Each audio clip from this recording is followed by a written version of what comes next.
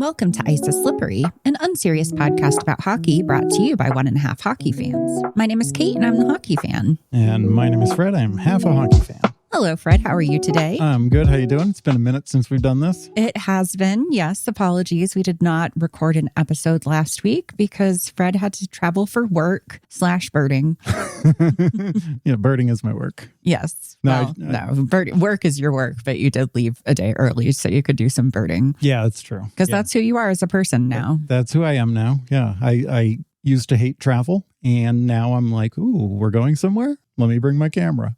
Let me bring my binoculars. Let me obsess for weeks over what kind of vessel to pack all my things in and what I'm packing and et cetera, et cetera. So, well, I'm glad you had a really great time. We were going to try and record something before you left, but time just escaped us as it does. A lot of life going on at the moment. A lot of life going on, but that's okay because we can catch up on things right now. A lot to catch up on, I feel like. So much to catch up on. This is going to be like a super bonanza episode. What? Kind of. Yeah, sure. Why not? I don't know if that word made any sense. Well, let's just roll with it. Okay. It's fine. Well, before we get into playoff talk, I just wanted to touch in on some NHL news. We've had some award nominations come out. The finalists for the 2025-2026 NHL awards have started being announced and will continue being revealed through May 11th. And I just wanted to check in on the categories that have been announced so far. So first we have the Jack Adams Award, which is the coach who has contributed most to his team's success. Yeah. And the three finalists for that would be John Cooper from Tampa Bay, Dan Muse from Pittsburgh, and Lindy Ruff from Buffalo. It's got to go rough. It has to go rough. Got to be the rough. It's got to be. Right? I mean, Ruffalo from Buffalo. Like, Ruffalo, Buffalo. Yeah. It's got to be. Like, he's been insane. I thought for a moment like he was the problem, but it turned out maybe he wasn't the problem. Yeah, I don't know exactly what's gone on over there, but things have been really good. So I guess the GM was like super toxic. That may have been the case as well. Yeah. Anyway.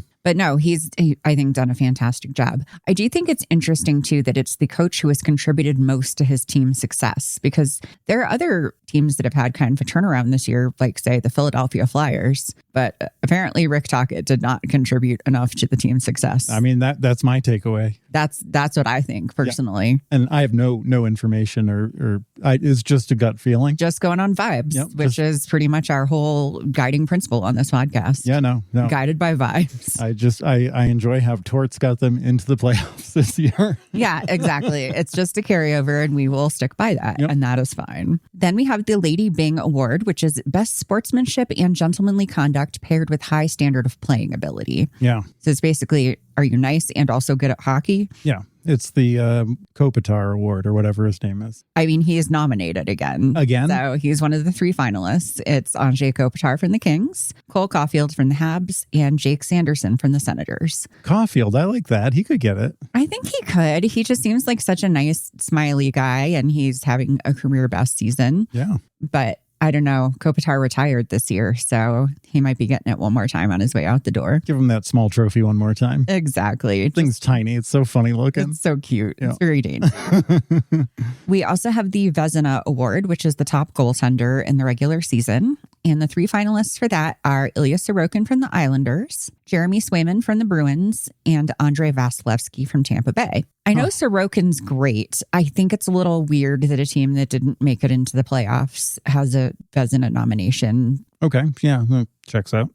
I haven't really paid that much attention to Swayman this year, so I don't really know. Yeah, no, I was on the Swayman train, as you know, at the start of this podcast last season. And then things have taken a turn. Yeah, now I'm just like, I don't know if I really like him that much. I know. He drank his own Kool-Aid. Yeah. And then Vasilevsky has, I believe, maybe won a Vezina before. I think I would give it to him. He's pretty good, I guess. I just think maybe there were some snubs. Oh, for sure. No, definitely. I think Dan Vladar should be on this list. I think Dan Vladar and I think Wedgwood. I think I also have Wedgwood written down. I have Vladar and Wedgwood are my two people that I think should be in the final three here. And I would put Cooley in there for fun.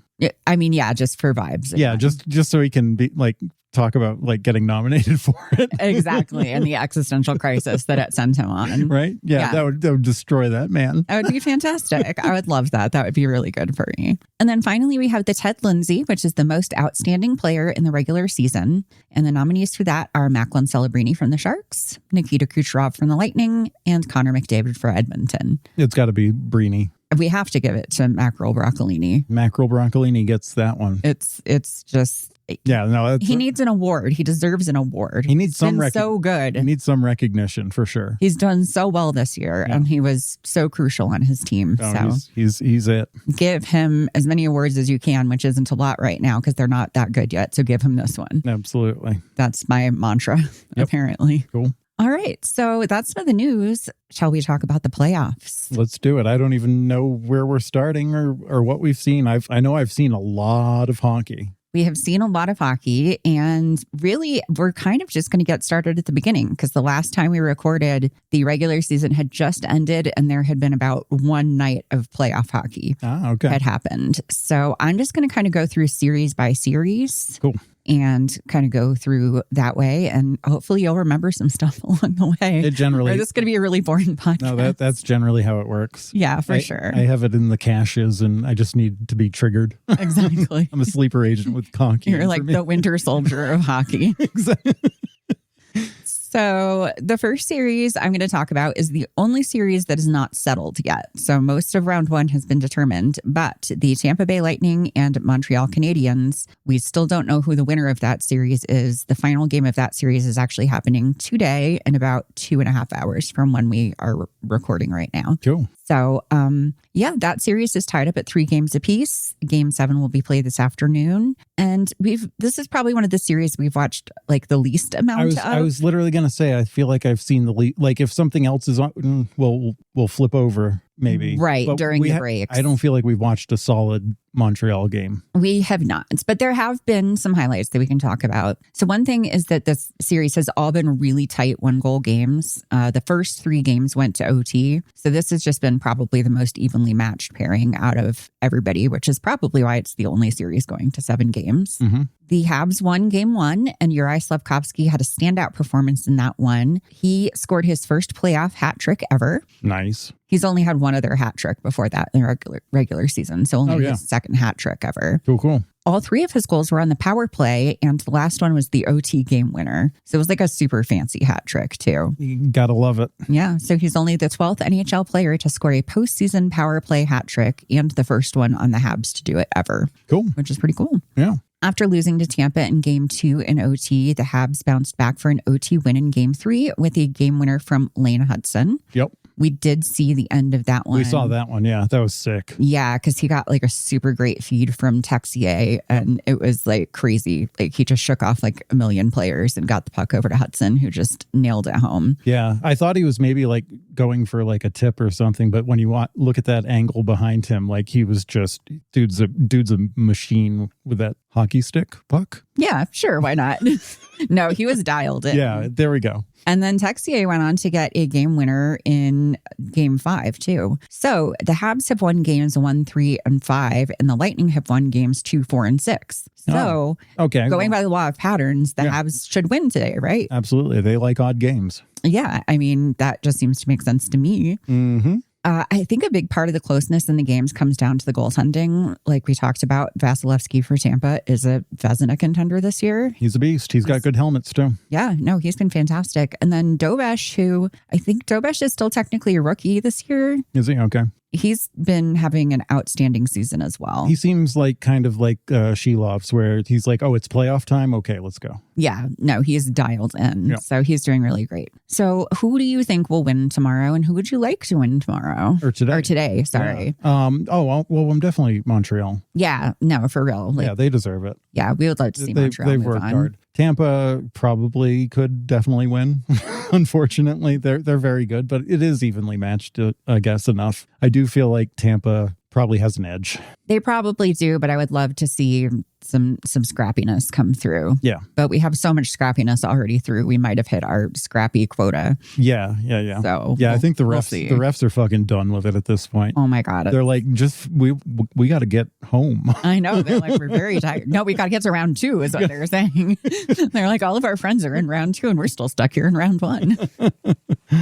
All right. The next series I wanted to talk about is the Carolina Hurricanes versus the Ottawa Senators. So, 2 of our series ended up being sweeps. And sticking to the Eastern Conference, we have the Hurricanes versus the Senators for our first sweep. And I think it's fair to say that our friend who doesn't know we exist, Logan Stankoven, is probably the MVP of this series. My God, don't give that guy the puck if you are on the other team. Right. I mean, don't do that anyway, probably, because you should probably try to keep the puck. Full of insights today. You're full of something, right? Anyway, the Canes won game 1, 2-0, and Logan Stankoven scored the opening goal of the series. And then he also had an assist on the second goal. Stankoven also had the opening goal in game 2, which the Canes won 3-2 in double overtime. Game 3 was another tight game with a 2-1 victory for the Canes, and Logan Stankoven once again scored the opening goal. So that's 3 games in a row he scored the opening goal. And then in game 4, he didn't score the opening goal, but he did score the second goal. And in that game, the Canes closed out the sweep with a 4-2 victory over the Sens. So, Logan Stankoven all over the place. Yeah. I mean, historically speaking, when he showed up in Dallas, we were on the Stankoven train. Yes, I was before he even showed up in Dallas. Right. Yeah. I've been following him since he was in the AHL. So. We didn't see him in the AHL, did we? No. No, we didn't. We saw like Huru and some other people. We saw Bischel. Yep. We saw Hughes. We saw Strange. We've seen a good deal of people. Strange? I think it's just Strange. Oh, okay.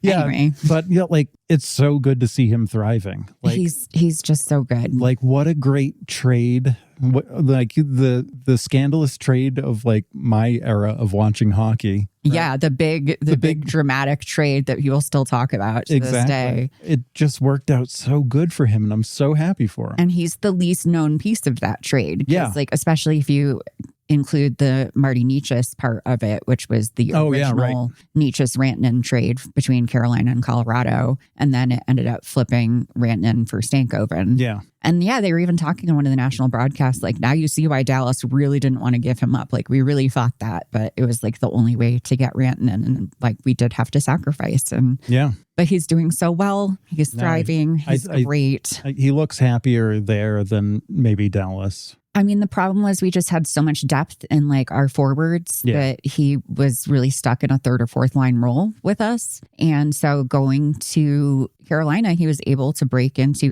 he's centering the second line. Like, that's his line, basically. That's his line. And he's so good at it. And like, we didn't even have room for him to be a center. Like he was still having to play on the wing in the third or fourth line a lot of the time. So for him to be able to play center and to, just have that like top role, but then also he's got kind of the grittiness that he picked up from playing in the bottom six. He hit someone into the boards that was like literally 3 times his size and dropped that dude to the ground. I don't know what game it was, but it was awesome. He's so good. And in the 4 games of that series, the Canes scored 11 goals altogether. Stankoven scored 4 of those goals and had an assist on another. So he contributed to basically half of the Canes' offensive effort.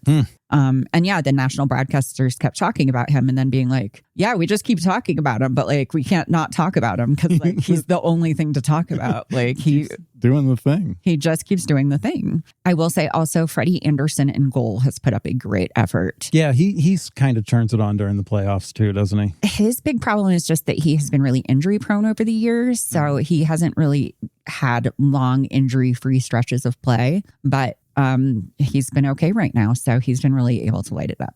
One neat statistic in this series, the Hurricanes never trailed for a single second in the entire 4 games. I was wondering if you're going to mention that because I was going to bring it up. The last time a team did this, it was the Washington Capitals in 1986.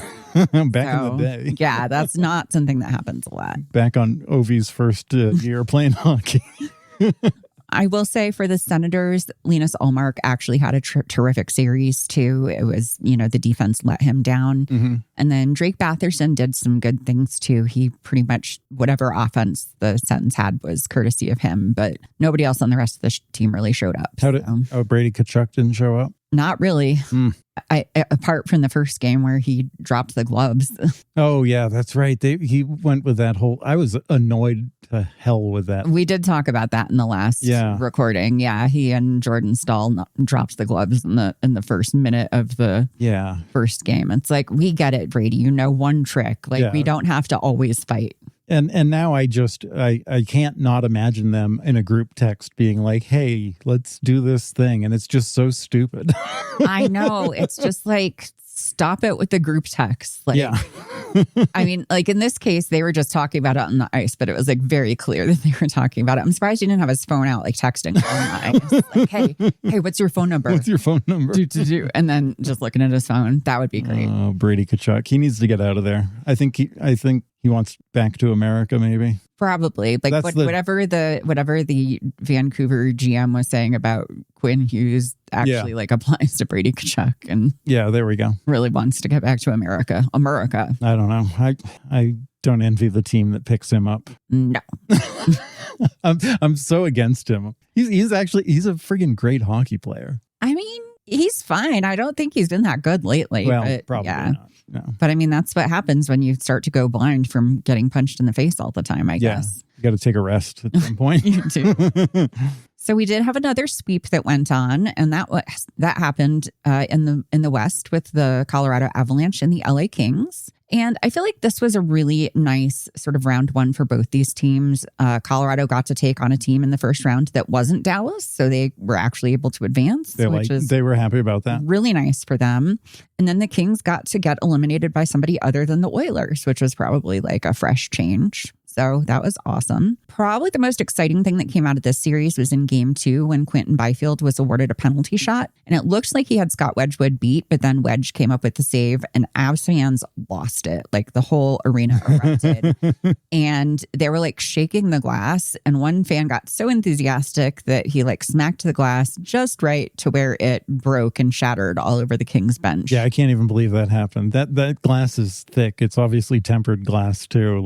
It can take a beating. Yeah, but if you hit it in the corner just right with a ring or a watch or something like that, which is what I think happened, that thing will just shatter. And it just rained glass all over the coach and got all over the benches. And they had to shut the game down for a good 20 plus minutes and clean everything up and put the new glass in. There was an avalanche of ice. It was an avalanche of ice indeed. Ice, not ice, glass. There was an avalanche of glass. There we indeed. go. Yeah, no, it was pretty crazy. Yeah. The first 3 games of the series were relatively close, but the fourth was a pretty decisive 5-1 victory for Colorado as they completed the sweep. And the MVP of the series for me was another former Dallas Star, just like Logan Stankoven for Carolina. It's Scott Wedgwood for the Avs. Yeah. He has been the playoff starter goalie. He has only allowed 5 goals in all 4 games in that first series. That's pretty good. That's 1.21 goals against average. His overall save percentage was a .950. Ooh, nice. And his 5-on-5 save percentage was .973. So he is in absolute beast mode. He's locked in, huh?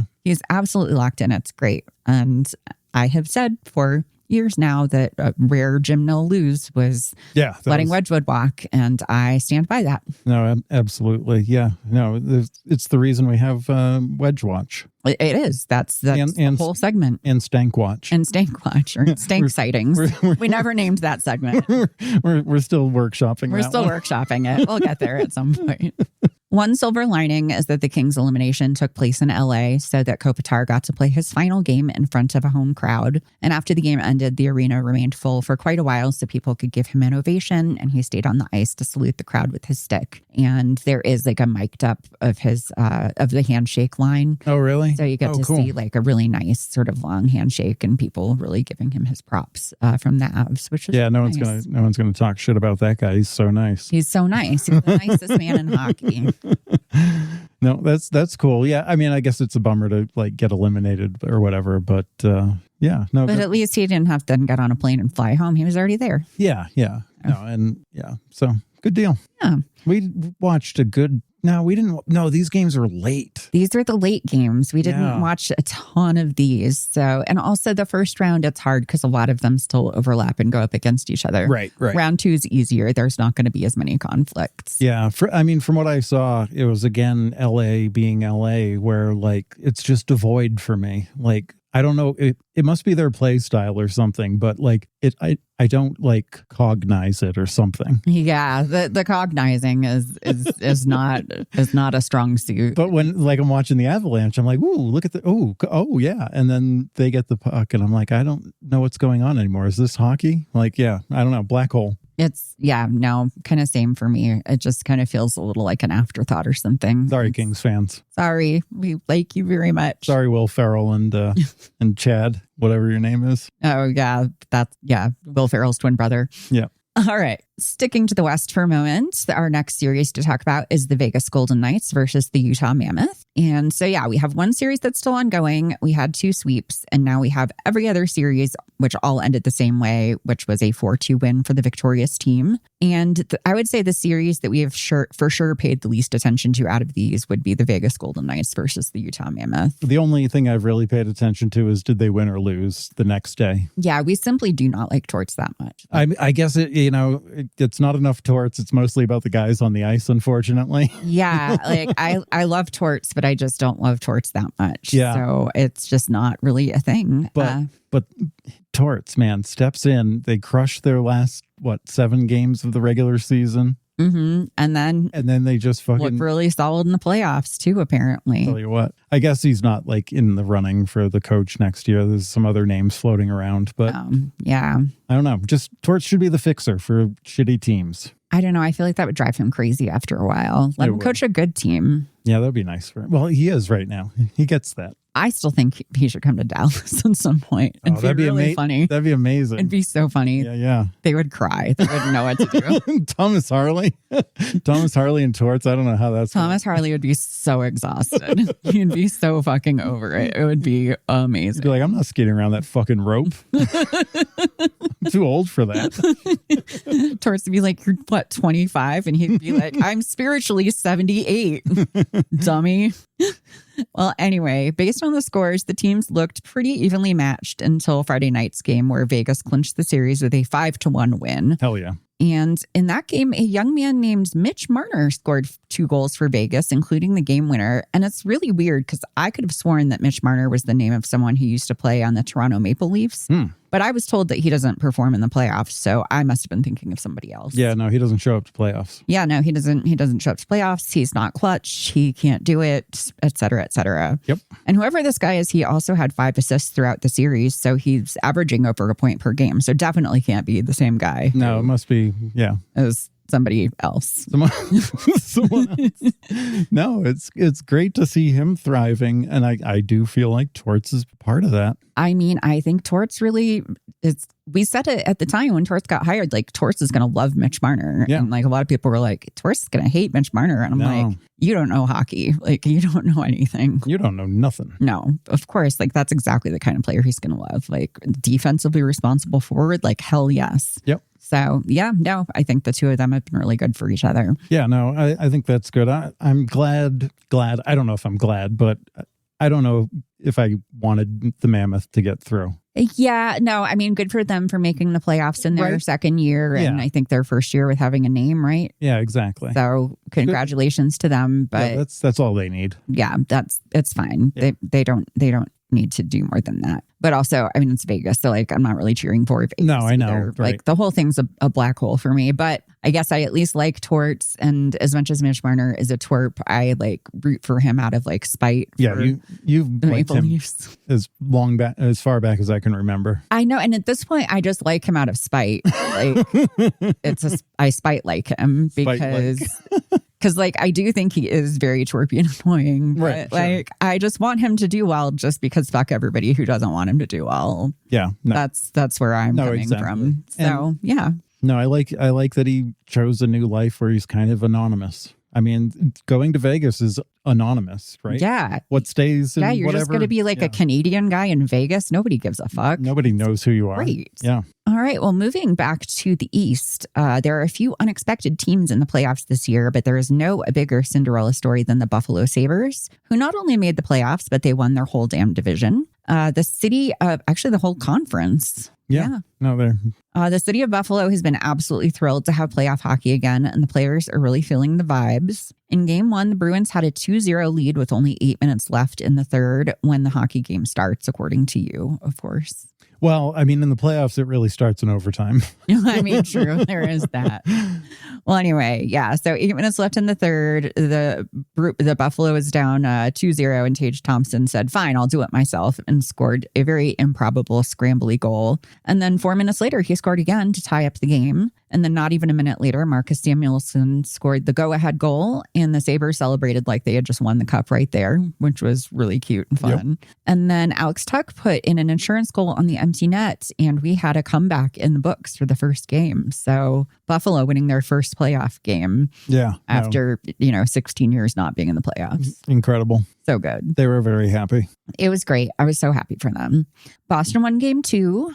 Buffalo won game 3, and then game 4 came along, and the Sabres were absolutely dominant in that game. They won with a final score of 6-1. Yeah. Boston pulled Jeremy Swayman, but they waited until the score was 6-0 to pull him, which seems demoralizing. Yeah. Like, either pull him earlier or don't pull him. Like, just pick one. Don't wait till he scored 6 goals and then just be like, okay, I guess you got to go now. I guess their statistics calculation took a long time to run on that. Yes. But yeah, Sway kind of crashed out and was like yelling at his teammates on his way off the ice. I guess because they sucked. Yeah. I guess they responded well to that. They did. Yeah. Yes. They were like, we did in fact suck. Okay. And he was right to yell at us. Yeah. No, I was like, oh, that's a bad look. But then the team was like, yeah, no, should have yelled at us. Yeah.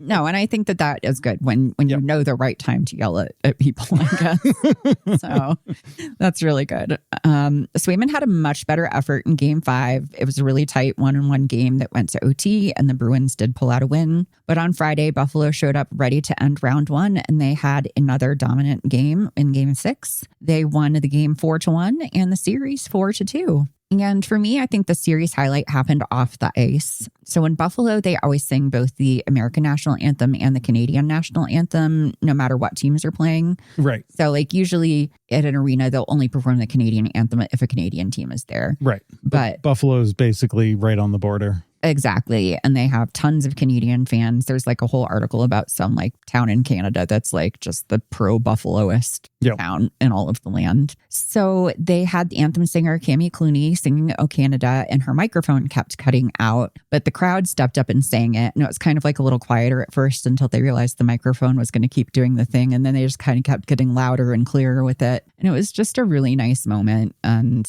it was really nice to see Canadian hockey fans talking about how nice it was to see presumably American fans knowing their anthem and singing it. Yeah, right. You know, the world's kind of a dumpster fire right now, and it's nice to know that sometimes we can have nice things, I guess. Yeah, I think I could probably sing along to maybe 70, 60, a good percentage of the Canadian anthem. I definitely know a decent amount of it. Yeah. But now at this point, I'm like, okay, now I need to make sure I know all of it. Right. I need to be a good Canadian. Got to be a good Canadian. But yeah, I think in the context of the song being sung, I could hang for a lot of the words. Yeah.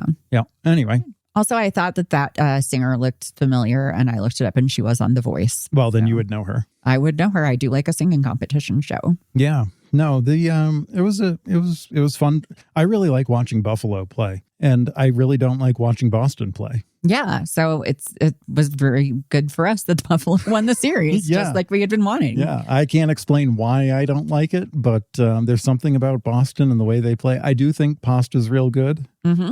And that's about all I think about them. Yeah, they still feel disconnected to me after whatever happened where they had to sell all of their boys. Right. Like last year with Marchand or whatever, or the year before, I didn't hate watching them, and now I kind of do. Yeah, it's... well, luckily I don't have to anymore. No, luckily you don't have to, because they're gone for the rest of the season. All right. Another team that was a surprise entry in the playoffs this year is the Anaheim Ducks. And in the first round, they were paired up against the Edmonton Oilers, who have not been having the best season. No. As you'll remember, they got rid of Stu Skinner and traded him for Tristan Jarry, who clearly was not that much of an upgrade in the goal because instead they started Connor Ingram for the first 3 games. Usually McDavid has to carry the team during the playoffs, but from the get-go, it was pretty clear he was not playing at 100%. He didn't have any goals or assists at all in the first 2 games. He did manage to get on the score sheet in games 3, 4, and 5, but the Ducks still won 2 of those anyway. He once again registered no points during game 6, and the Ducks won that game 5-2 and closed out the series with a 4-2 win. Yeah. Wild, huh? Yeah, no, I'm kind of not surprised by that one. Edmonton's been on the struggle bus all season. I really, they wouldn't have made the playoffs if it was structured differently. Right. Washington had more points than them. Yeah. So they just happened to be, it was the pillow fight in the Pacific, like Connor McDavid himself described it. It's just a bunch of teams just doing their best to get to the top in a pretty soft division. And yeah, Anaheim's looked really solid all year and they had kind of a skid near the end, but they found their game again. Yeah, I do like watching the way they play too. Even over Edmonton. Edmonton feels too open or something, too kind of... They feel too reliant on Connor McDavid and Leon Draisaitl. That might be the problem. Is what it is. Yeah. And also, their goal does feel too open. You're right. Well, yeah. They obviously can't pick a goaltender to save their lives. They also have a problem where one of their most reliable goal scorers is Darnell Nurse, who keeps scoring own goals. Darnell Nurse is going to end up like Dumba, probably. Oh, yeah.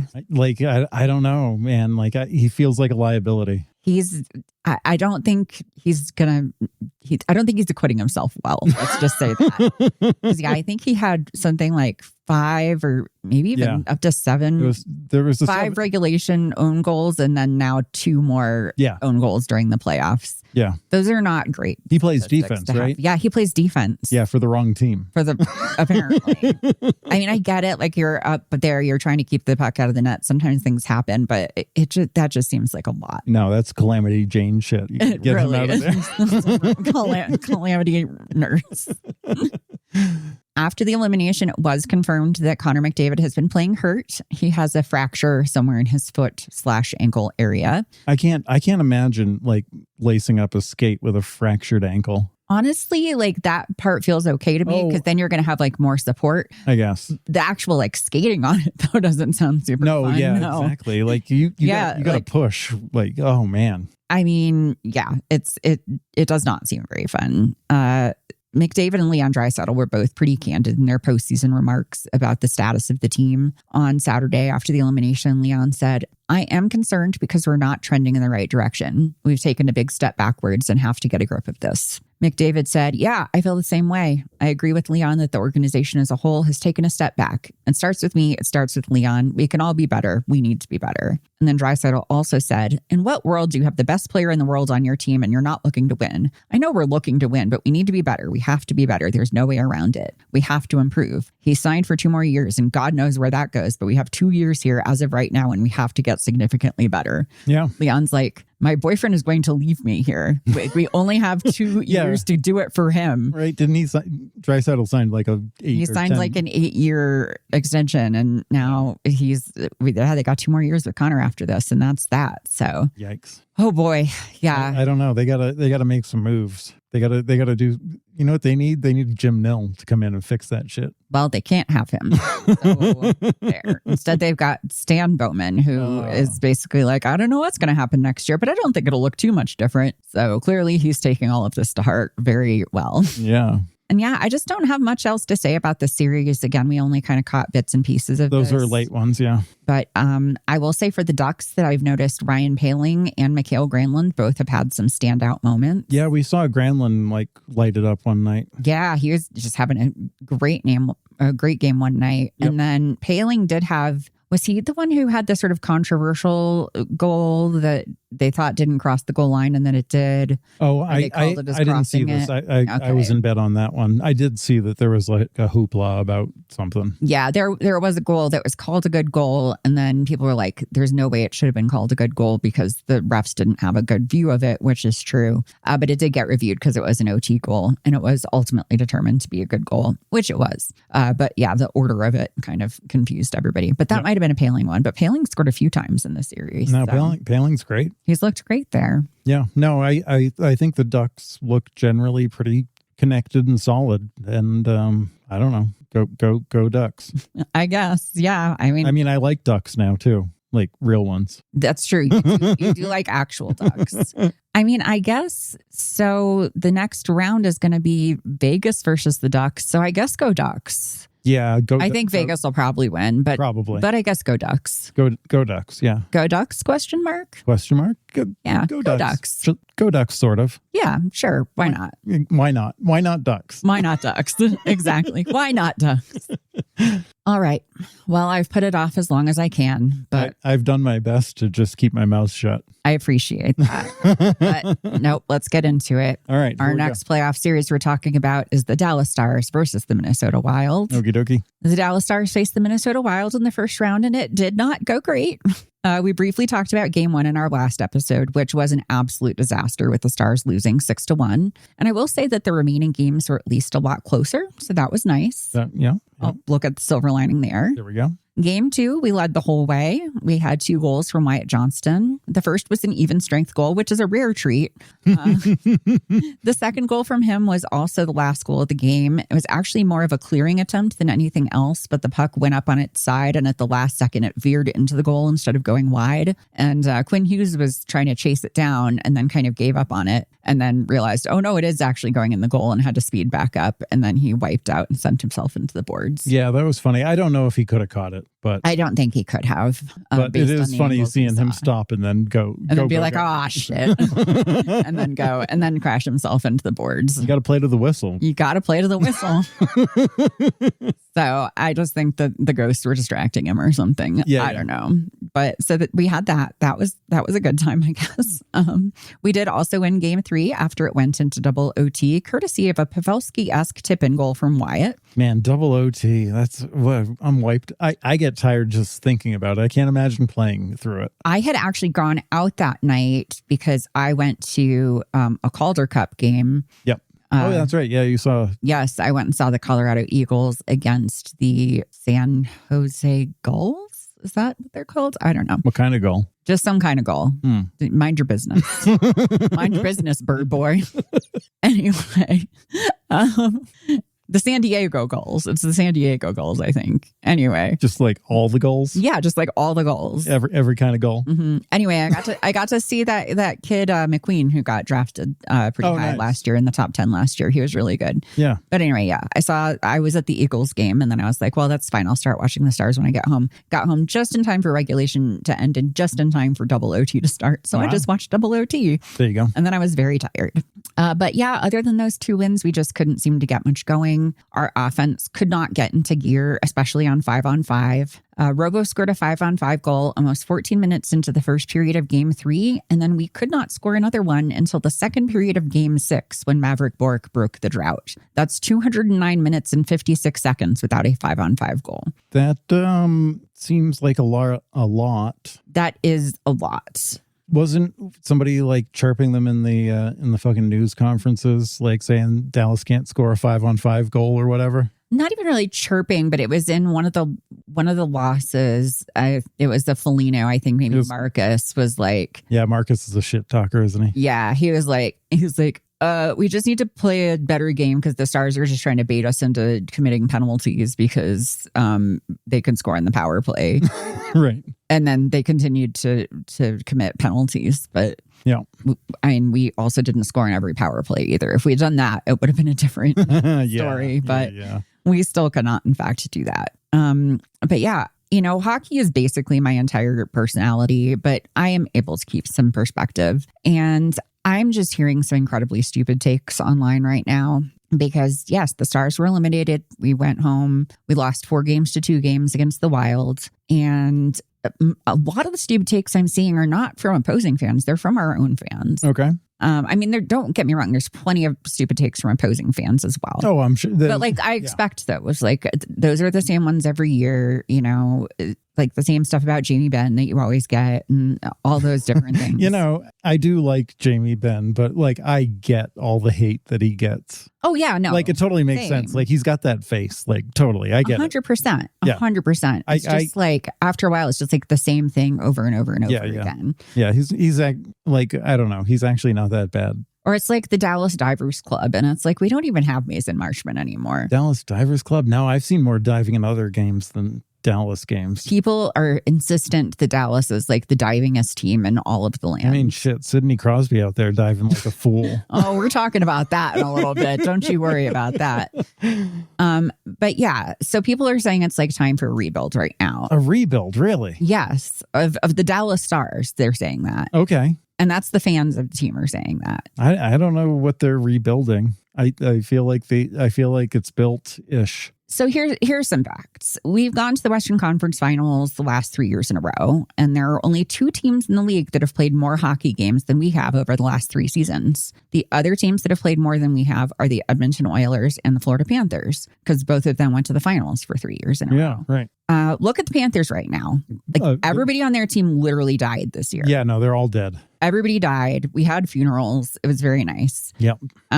They're all zombies, though. They're all going to come back. But yeah. Were they like all on steroids last year? I mean, probably. They were on a lot of different drugs. Yeah. They were definitely getting injected with crazy painkillers and things to keep going. Yeah. So yeah, the Florida Panthers all like catastrophically injured after doing 2 back-to-back cup wins. I mean, they're just like, they're ravaged. Like they didn't even make the playoffs this year. No, yeah. Are their fans being like, we're cooked, it's time for a rebuild? Not that I'm seeing. Okay. I mean, maybe they are. I really try not to hang out with Florida fans very much, to be real. And then Edmonton also not looking like super great right now, as we talked about. Yeah. Their goaltending situation, even more of a shit show than it used to be, which is saying something. I mean, it was bad, and then they made it worse. Yeah, no, they're like, okay, our goaltending situation is really a problem. Why don't we trade our spotty goalie for an even worse one? Right. Like it wasn't the solution. No. And then, yeah, the rest of the team's gotten thinner, and like, it's not good. Nope. So where are we at? We have played almost as many games as those 2 teams. This season, we have been dealing with injuries from the get-go. Like all season, we've had huge chunks of our team missing with like injuries here and there. Seriously, like that whole beginning part of the season, it was like, who's playing? Who's that? I don't know that name. It's why Ritskovian's in the lineup. Yeah. Is because we didn't have like enough forwards to start the season. And so he got the look and then was so good, he like kept his place in there. We saw Ritskovian actually when we saw this. I think we saw Ritskovian and Huru, and they were noticeable. They were great. We could go back to that episode and listen, but we won't. We won't. That would require work and effort on our part. Anyway, so like all season we've been playing, like we have less depth than we used to because we had to pay Mikko Rantanen a bunch of money. Mikko, yeah. We have tons of injuries that we've been dealing with since literally at the start of the season. People have continued to be injured. Even people who are in the lineup and playing are clearly injured, like Mikko Rantanen, who can't even push off with his leg to skate anymore. Yeah, people were very aware that something was not right with him post-Olympics still. Yeah. Like we've had issues, like we didn't look our best for sure, but like to say like tear down this team and rebuild it, like what the actual fuck are you talking about? Yeah, no, you don't tear it. Some of the dumbest shit I've ever heard. And I hear a lot of dumb shit. I would keep basically what you got going on and just do it again. Yeah, you just got to fine tune it a little bit. Like I think this is a very rare team that has a pretty wide window because we have this like young core that's really good. Some of our pieces are aging out for sure, but I mean, or injuring out. Do you think this is the end of Ben and what's his face? Ben and Seguin? Yeah. I'm not entirely sure. I do think it could be the end of the road for one or both of them.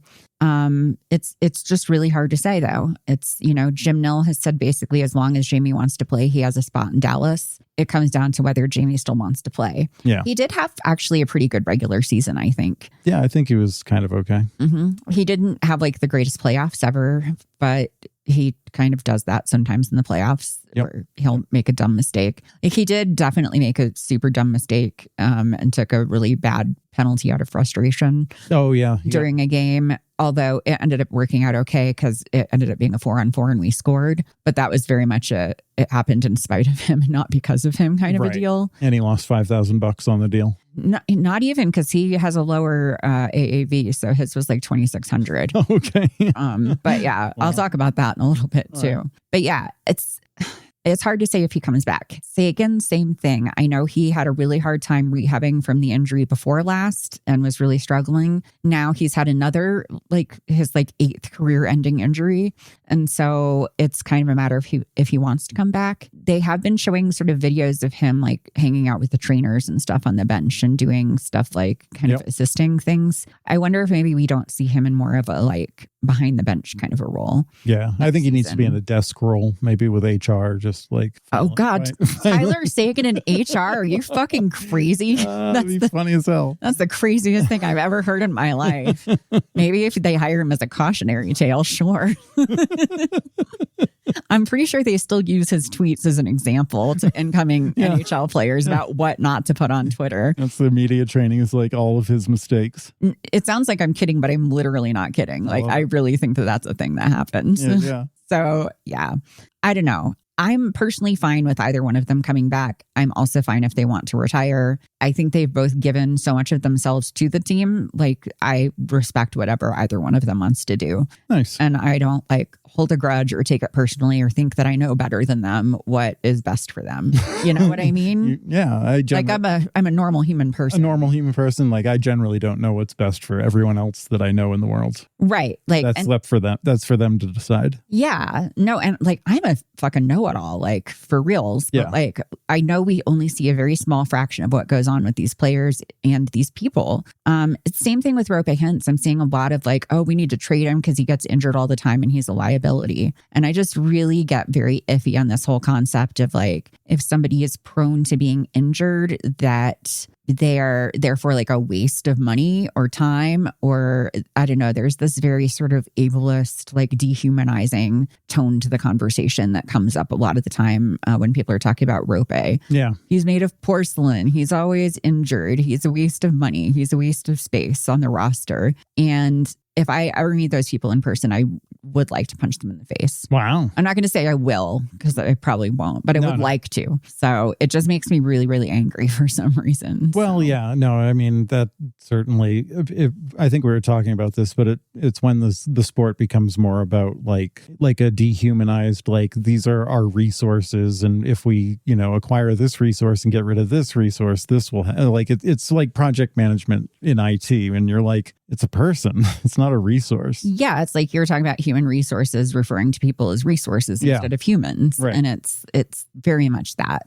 And I don't know, I feel people are so obsessed with oh, my team has to win the cup and we have to be ruthless or whatever. And I'm these are fucking human beings who are doing a really fucking hard job and putting their bodies on the line and will probably live with pain for the rest of their lives. And you can't be a little sympathetic to them because they got injured playing a really horrifically physical game. Yeah.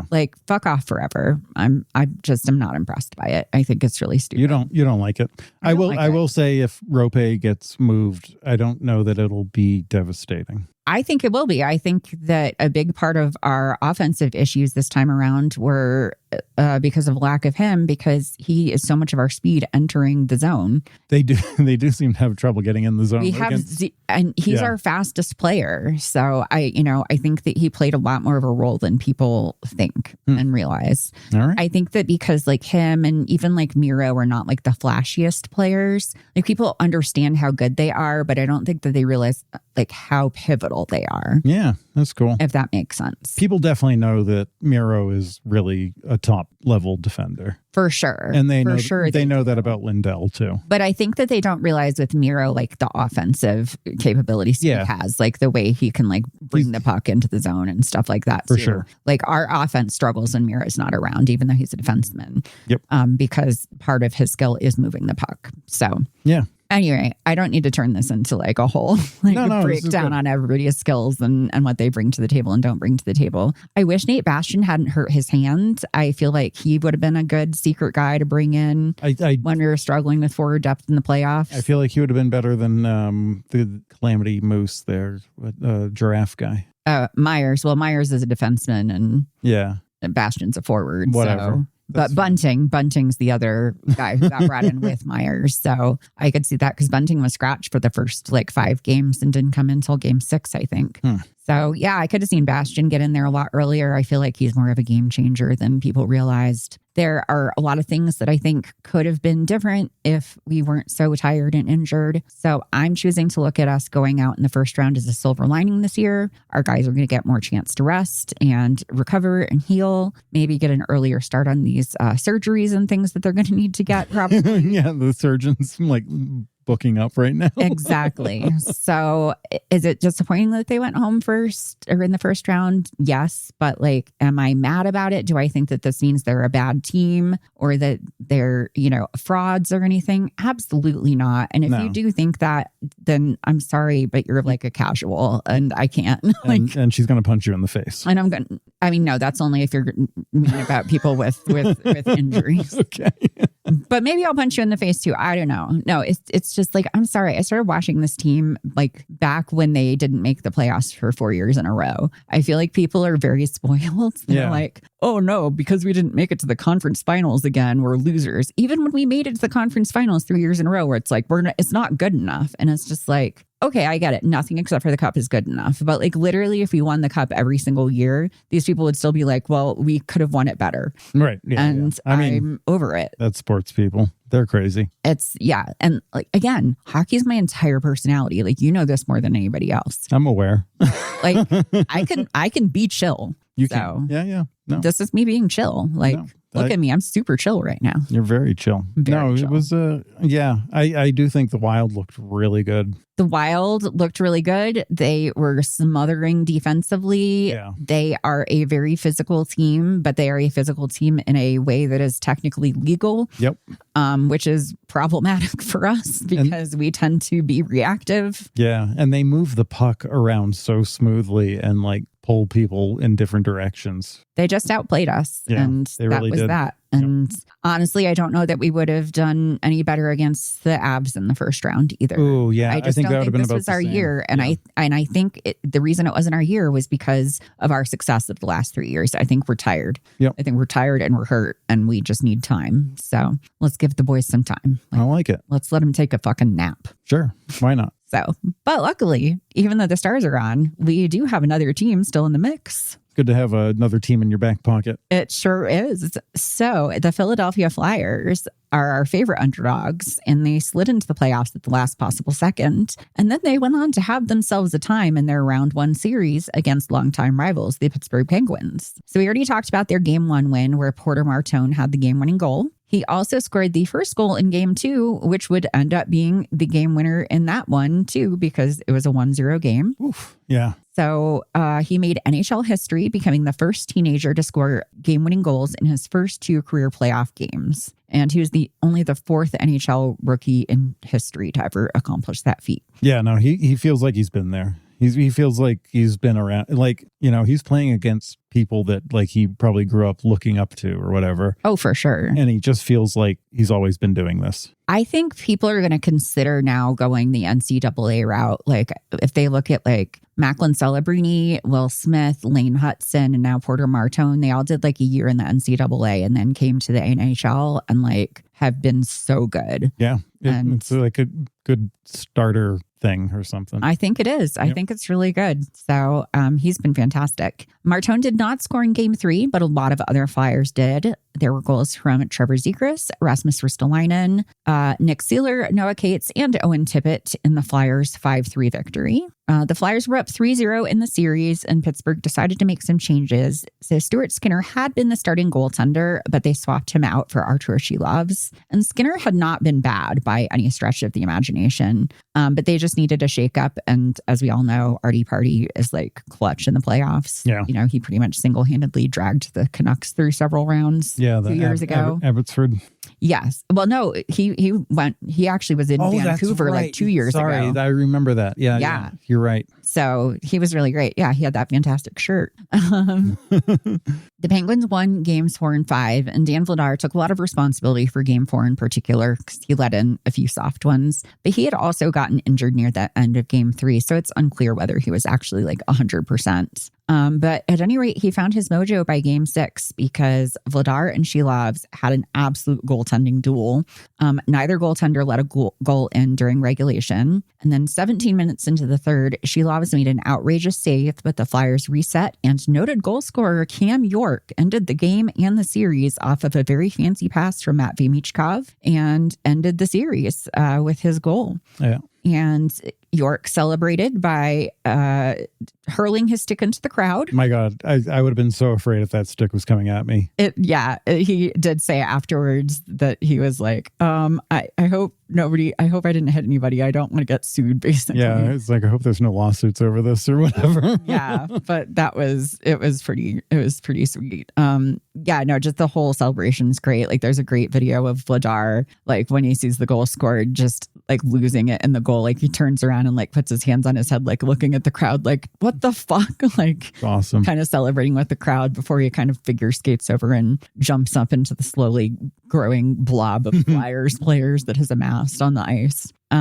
And then, York did end up getting his stick back from the guy who caught the stick. And basically the guy had heard that York was like kind of regretting letting the stick go. And so they arranged for him to come in, and he brought the stick back and received a signed jersey and another game used stick that was also signed. And he gets to go to a round 2 game. Nice. Round 2 home game. So pretty good for him. Yeah. And people were definitely noticing the Flyers in round 1. Emily Kaplan reported that when the Flyers were up 3-0 in the series over the Penguins, the NHL Shop's number 2 best-selling jersey was Trevor Zegras. The number 1 best-selling jersey was Porter Martone. Porter Martone, what a legend. What a legend. They got 2 legends on this team now. Well, they got other ones too.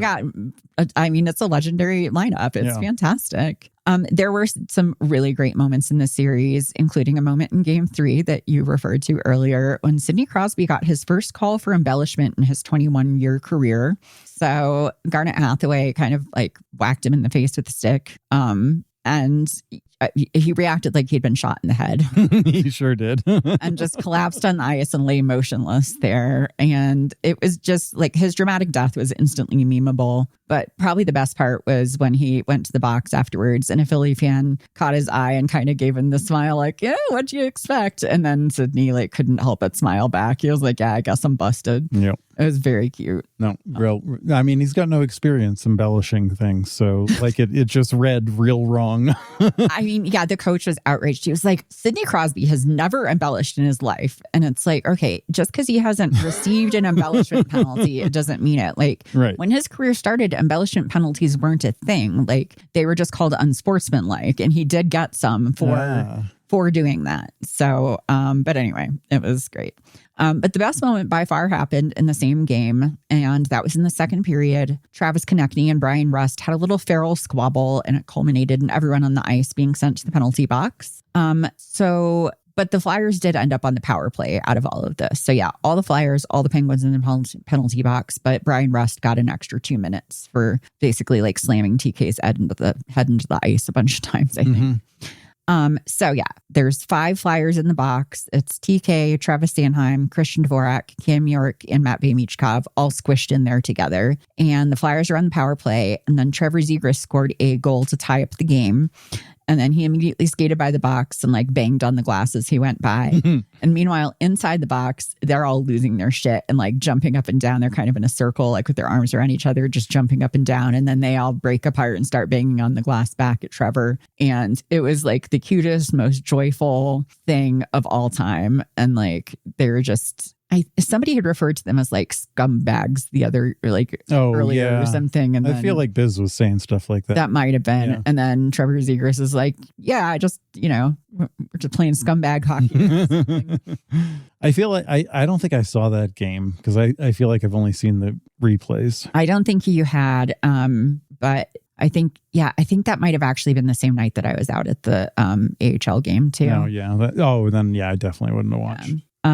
There are some great quotes from this. It was funny because Devo had mentioned right before, imagine the celebration if we score one here, Konechny said Wednesday night. Ziggy must have heard him somehow and came flying over to the box. Zegers had a simple explanation for why he did it. There were a lot of them in there, he said. I figured they were going to be jumping around. They were asked if they had any room. We were tight, Sanheim said. I think there were only like 3 guys that could sit, a couple of guys standing. I think most of us at one point wanted to stand. We were into the game and obviously cheering on the guys. We had a lot of fun in there. So, I mean, is there anything more Philly than like celebrating a game-tying goal, like jammed into a penalty box with all your bros? Like, I don't think so. No, it's so very Philly. And then just banging on the penalty box to celebrate. Like, I gotta go celebrate with my homies in jail. Like, it's so funny. Super fun. I love it. And then even though round 1 isn't wrapping up until later today, last night we had our first round 2 game because the Flyers and the Canes have both advanced. My God, the Flyers have advanced past round. Like, I was certainly not even expecting that, but like, that's just crazy. Yeah, they won 4-2 over the Penguins. That's crazy. That's crazy. Right?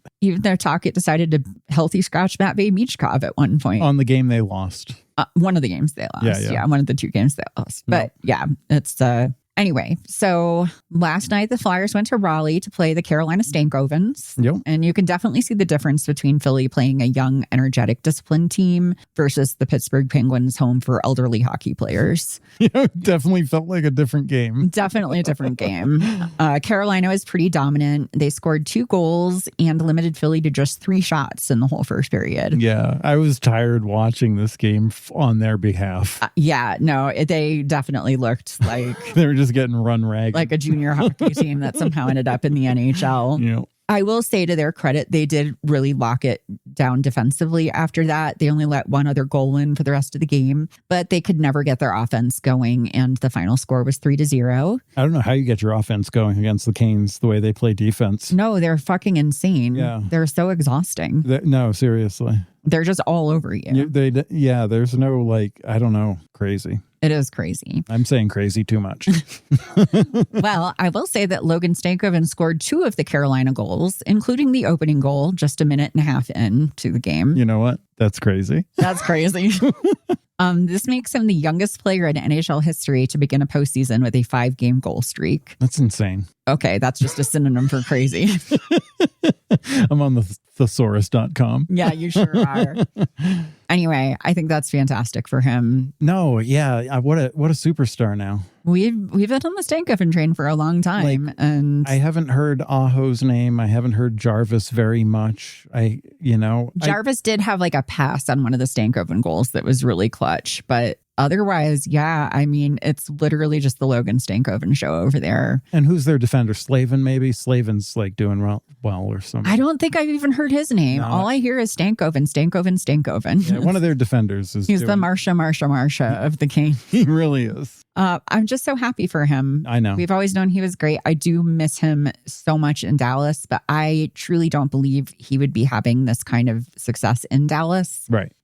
It's a matter of the right player in the right place at the right time. And he just wasn't going to have the opportunity in Dallas to do what he's doing in Carolina. Yeah. So it's, as much as I miss him, I'm just so happy for him that he's in a place where he can show off what he can do because he's amazing. Yeah. And you've got the jersey too. I do. I have my Stankoven Whalers jersey. The only non-Stars jersey you own. The only non-Stars jersey I own. I do have some Flyers t-shirts, but no other jerseys besides that one. So, which I'm wearing my Flyers gear during this series, but when the Canes advance, I'll be wearing my Stankoven jersey again. It's all Stankoven after this. All Stankoven all the time. Yep.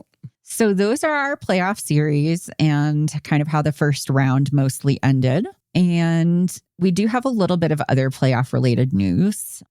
So the playoffs have been a little spicy this year. And in fact, they have been so spicy that some players will be facing discipline all the way into the next season. So first, let's talk about some fines that have come out over this year's playoffs. Fine, let's do it. So yeah, basically, before we talk ice crimes, we'll talk ice misdemeanors. All right, cool. A few fines have been issued for rough play during the playoffs. First, there was Sean Dursey of the Utah Mammoth, who received a $5,000 fine for headbutting Vegas's Rasmus Anderson during Game 1 of their series. Yeah, you probably shouldn't do that. Then, as we referenced, Jamie Benn was fined $2,604.17 for cross-checking. 17 cents. You imagine writing out that check. I know, right? I'm sure it's direct deposit, but still. Actually, it's not even. They just like withhold it from your pay. Oh, okay. Oh, man. Does it get taxed? I don't know. I wonder what the tax is. Anyway. That would be a whole boring podcast. The tax implications, the tax fines in the NHL.